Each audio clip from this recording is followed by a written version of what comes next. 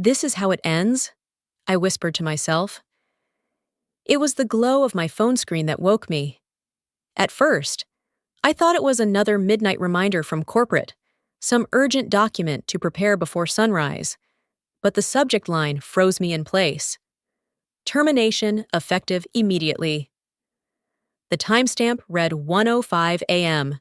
No greeting, no explanation, not even a perfunctory thank you for 23 years of service. Just a single, sterile sentence.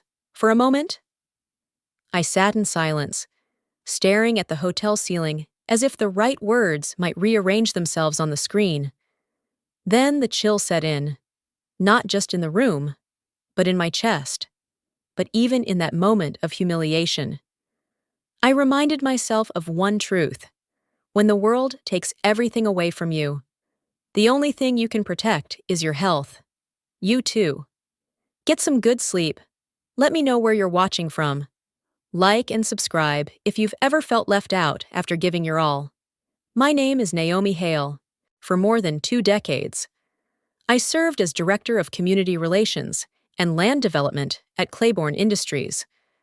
My work never made the glossy reports for shareholders, but without it, no factory would exist. I secured leases, negotiated zoning approvals, soothed angry landowners, and spent countless nights in drafty county offices where no executive dared to show up.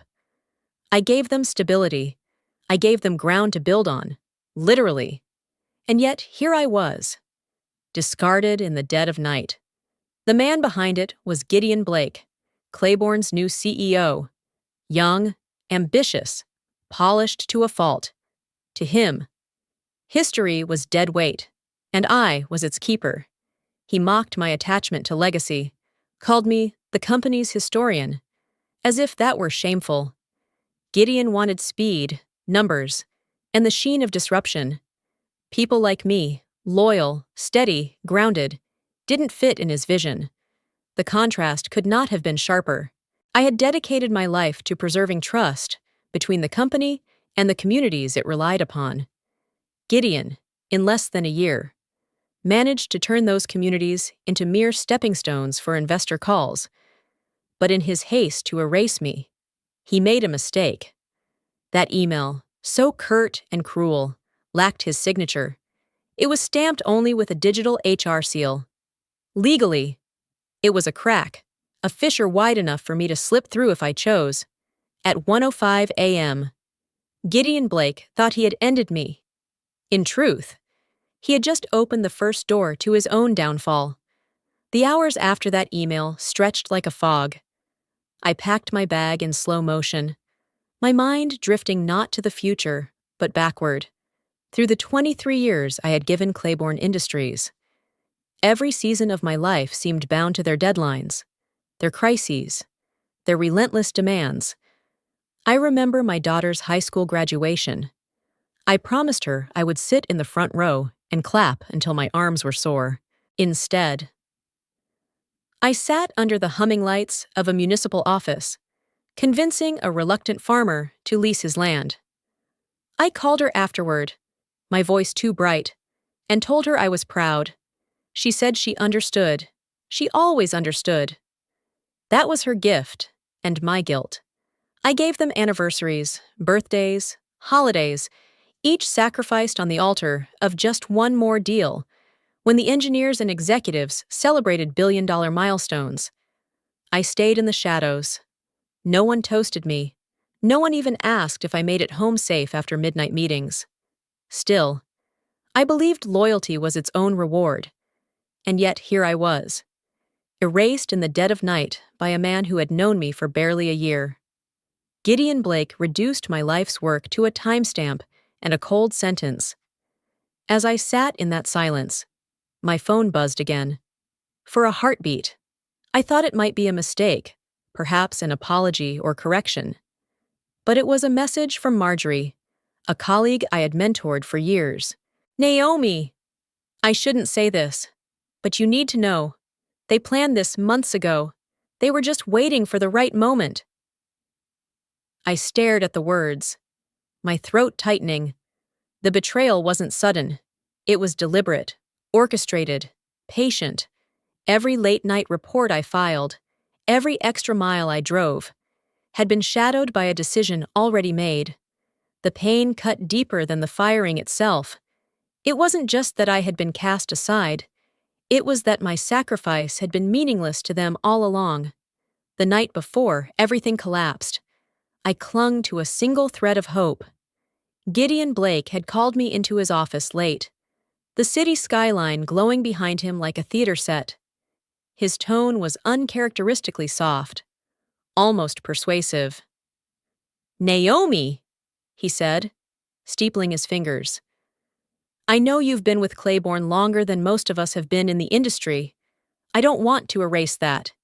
Give me one last victory. Close the Arizona land deal tomorrow, and we'll talk about your future here. One final chance." Those words pierced me. For weeks I had been bracing for the inevitable, watching younger executives circle my role like vultures. But here was a sliver of mercy, a chance to prove I wasn't obsolete, that my years of sweat and sacrifice still counted for something. I drove to Arizona that night with a renewed fire, rehearsing every argument, every clause. The landowner was notoriously difficult, stubborn, proud, skeptical of corporate promises.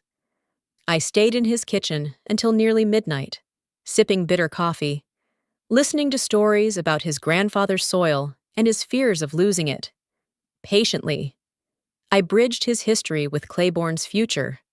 At last, with a tired sigh, he reached for the pen.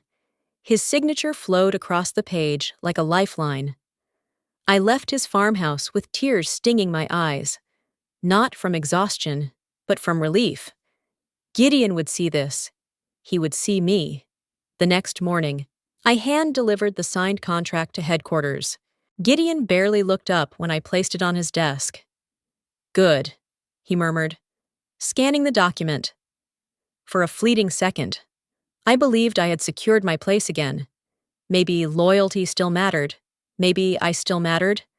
But by nightfall, the truth arrived with surgical cruelty. At 1:05 a.m., the email appeared. Termination effective immediately. No words of acknowledgement for the deal I had just sealed. No recognition of the promise he had made less than 24 hours earlier. Just the digital stamp of dismissal. I felt the sting sharper than any betrayal before. It wasn't just the loss of my position. It was the manipulation.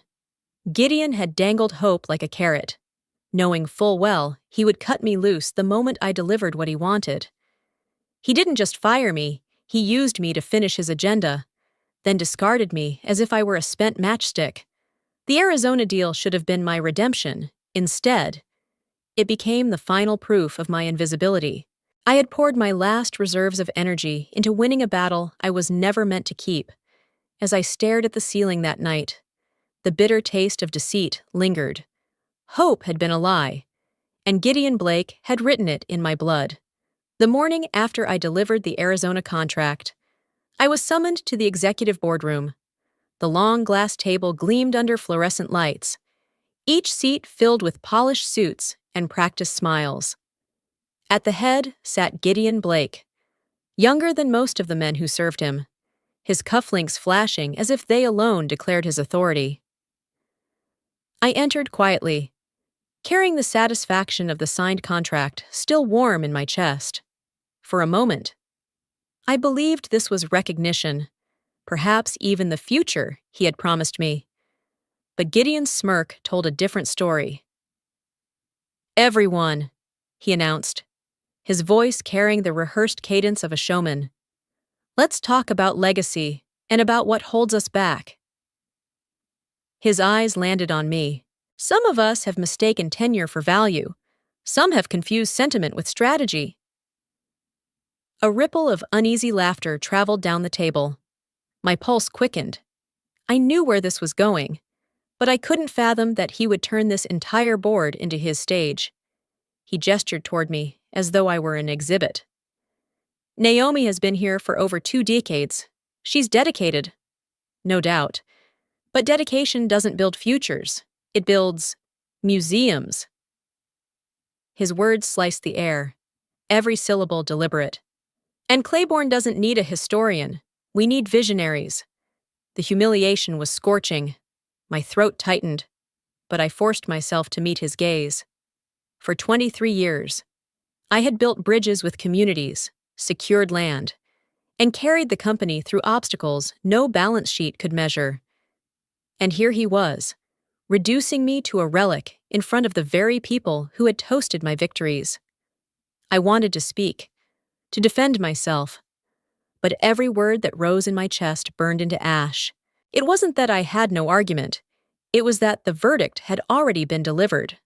Then, as the board shifted uncomfortably, I caught a glance from across the table. It was Harold Gaines, a senior member whose face had always carried the calm of restraint. His lips barely moved, but I read the words as clearly as if they'd been shouted. "Be ready! Blake will go too far!" The warning hit me harder than Gideon's insult. It meant someone else saw it too. The recklessness, the hunger to tear down before building up. Yet no one spoke aloud. No one stopped him. They let him parade me as an example of obsolescence, as if my decades of sacrifice were a cautionary tale instead of a foundation. Anger surged in me, not just at Gideon, but at the silence around him. The injustice wasn't only his cruelty, it was their complicity. When the meeting adjourned, I walked out without a word. Fists clenched, heart pounding. Gideon Blake thought he had buried me under ridicule, but Harold's quiet warning echoed in my ears. Be ready. And for the first time, I knew I would be. But what comes next may not be what anyone expects. What do you think the ending will be? Redemption or collapse? Stay with me until the last page, because the twist waiting ahead will change everything. The highway stretched endlessly before me, a ribbon of asphalt lit only by the occasional flicker of a roadside lamp. My hands gripped the steering wheel tighter than I realized, the silence of the car pressing down heavier than the night itself.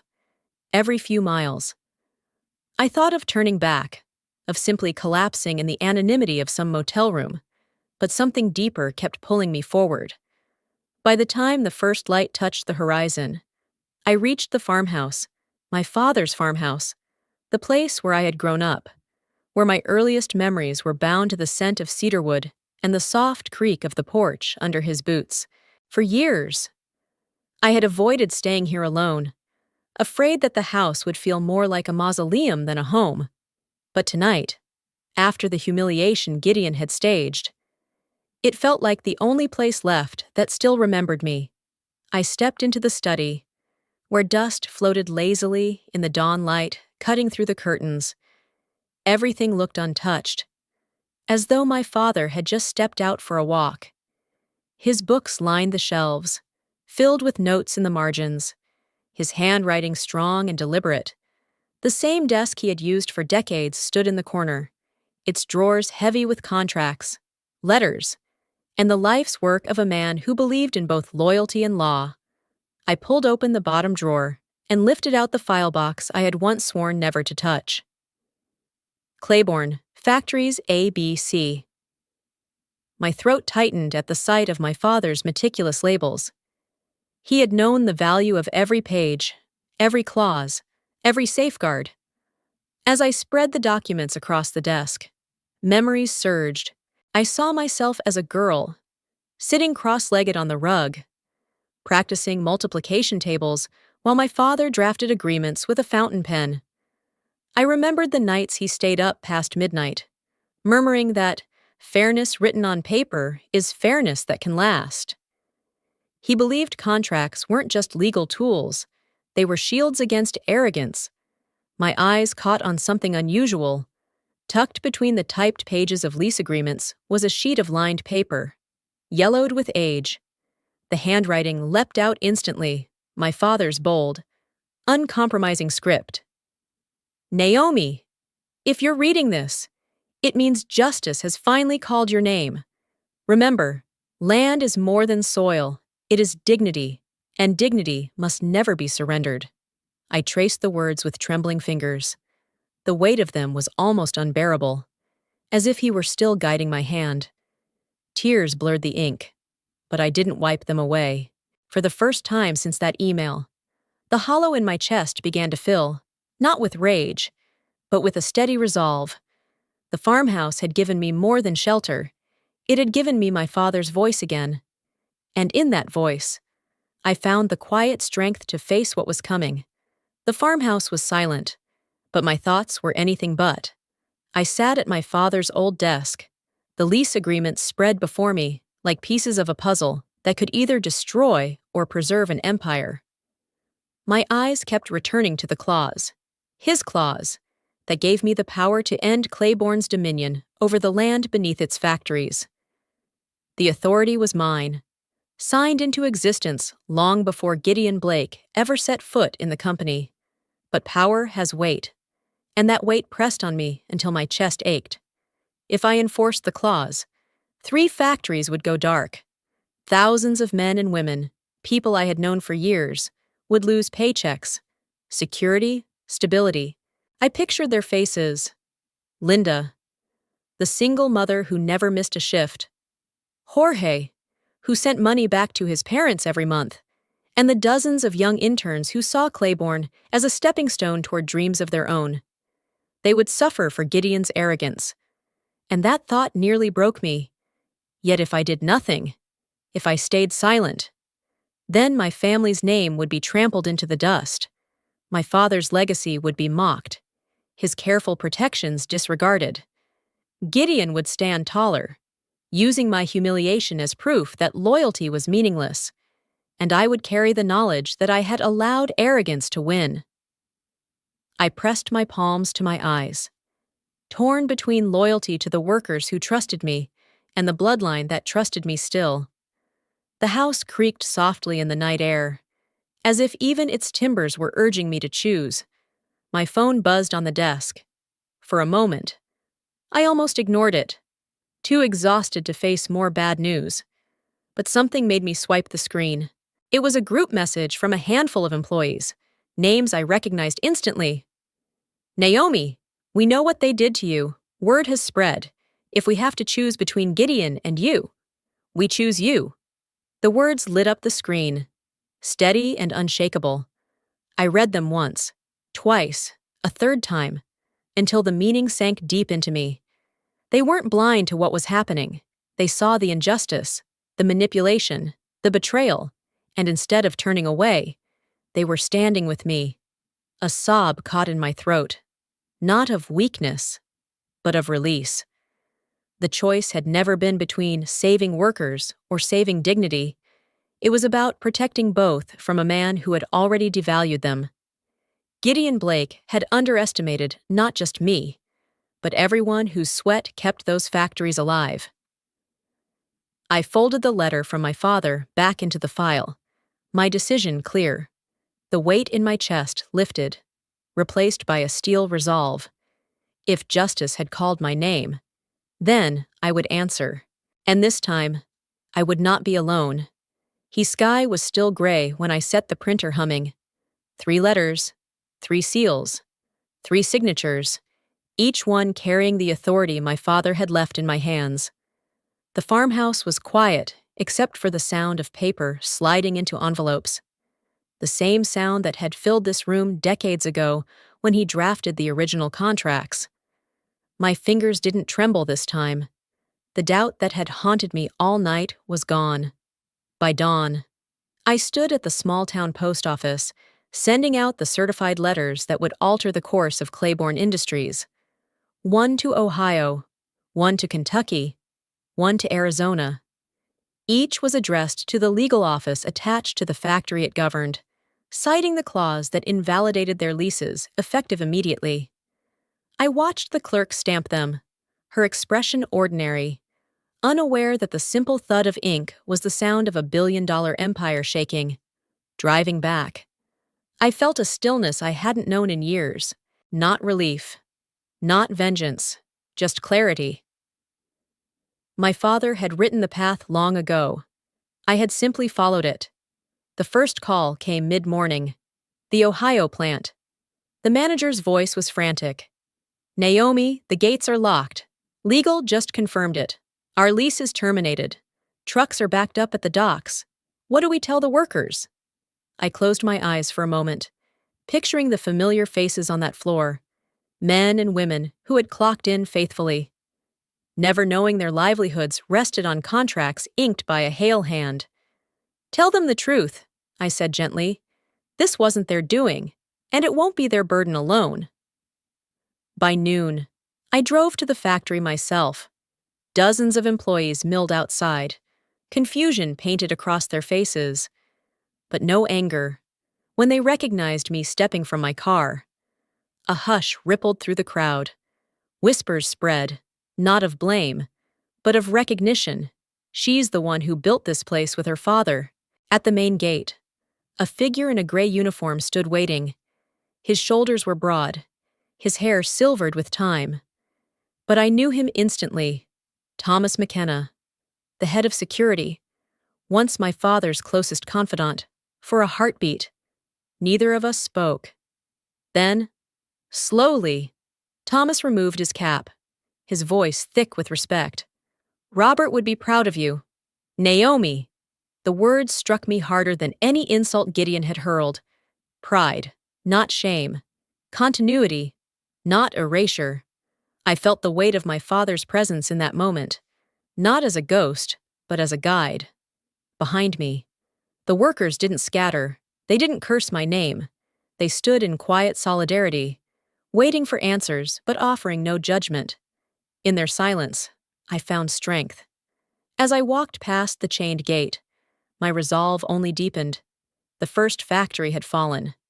And with it, Gideon's illusion of control. 2 more letters were already in transit. 2 more blows waited on the horizon. And for the first time since that wretched email at 1:05 a.m., I felt not broken, not betrayed, only steady. The fight had begun, and I was ready to see it through. By the second day, the silence was gone. Phones rang off the hook, emails poured in, and Claiborne's carefully constructed supply chain buckled under the weight of 3 sheets of paper. The Ohio plant had been the first domino, but now the line toppled faster than anyone could stop it. At dawn, I received confirmation that the Kentucky factory's gates had been chained shut. Trucks lined the highway, loaded with raw materials that had nowhere to go. Drivers honked in frustration, while supervisors scrambled to calm tempers. I could almost see the scene: pallets stacked, forklifts idle, the heartbeat of production flatlining. By mid-morning, Arizona followed. The desert sun blazed over a facility that once churned out millions in product each week. Now its conveyor belts were still. The vast parking lot, a gathering place for bewildered workers. What had been Claiborne's jewel now stood as a monument to arrogance. The tension escalated far beyond factory floors. Suppliers who relied on just-in-time delivery sent urgent notices of breach. Contracts unraveled like thread pulled too tightly, and the financial bleeding began in real time. Shareholders demanded explanations. Clients threatened to walk. Every hour brought another collapse, another nail hammered into Gideon Blake's coffin. Yet amid the chaos, I kept my composure. It wasn't calmness born of detachment. It was focus, sharpened by years of watching men like Gideon gamble with other people's lives. I had not acted on impulse. I had acted on law, on legacy, and that distinction mattered. By noon, a headline flashed across business networks. Supply chain freeze, Claiborne factories shut down. Analysts speculated on losses running into the billions. My phone buzzed again, this time with a message I hadn't expected. It came from one of Claiborne's largest clients, a multinational retailer with contracts tied directly to the Arizona plant. The statement was blunt. Claiborne Industries has breached delivery terms. We are filing suit. I braced myself, waiting for the dagger to turn my way. Surely they would point the finger at me, the one who had pulled the trigger. But the next line made me exhale in disbelief. Our legal action will be directed at CEO Gideon Blake, whose decisions and mismanagement led to this failure. For a long moment, I stared at the screen, the words sharp and undeniable. They weren't coming for me. They were going for him. It was the validation I hadn't dared to hope for. The world wasn't blind to the truth. Gideon had orchestrated the spectacle, humiliated me in front of the board, and used me until I delivered his precious Arizona contract. Now, the very clients he had boasted about were turning their wrath on him. The dominoes weren't just falling, they were crushing him beneath their weight. And I, standing on the sidelines with my father's claws in hand, realized the fight was no longer mine alone. The world had joined in. By the third day, the noise around Claiborne had reached a fever pitch. News anchors dissected the shutdowns on every network. Analysts calculated hourly losses, and hashtags calling for Gideon Blake's resignation trended worldwide.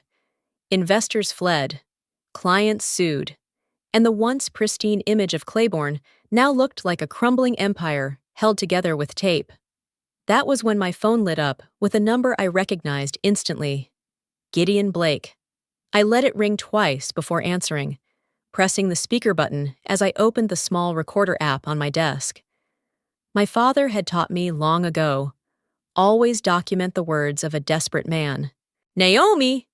His voice cracked, stripped of the arrogance he once wore like armor. "We need to talk." I leaned back in the chair, steadying my breath. "Do we?" "You don't understand," he said quickly. This is catastrophic. You've made your point. Please, just stop this. Help me undo it." The plea carried no weight with me. I remembered him standing at the head of that boardroom, mocking me as a relic, dismissing decades of service with a smirk. Now the smirk was gone, replaced by a stammer. "You should read the contracts again, Gideon," I replied, my tone even. "They spell everything out." "I know what the contracts say." His voice rose, the panic cracking through. "But this wasn't supposed to happen. I never thought you'd actually enforce that clause. You were never supposed to—" He cut himself off, realizing too late how much he'd revealed. I pressed the small red button on my phone, ensuring every word was being recorded. His confession wasn't just desperation. It was admission. "You fired me without cause," I said coldly, each word deliberate. "At 1:05 in the morning. That made it breach. I didn't create this outcome. Gideon, you did." There was silence on the other end, followed by the faint sound of his breathing, ragged and uneven, for the first time. I realized he wasn't in control of anything, not the company, not the board, not even himself. "Naomi, please," he whispered. The arrogance drained to nothing. "If you care about the workers, about the company your father built, stop this before it's too late. Help me, and I'll find a way to make it right for you. A new role, a seat at the table again." I almost laughed. "A seat at the table?" I repeated softly. "You already pulled the chair out from under me. The difference is, I learned how to stand." The silence stretched again, heavy with the weight of his unraveling. When I finally ended the call, I sat in stillness, letting the recording play back in the quiet room.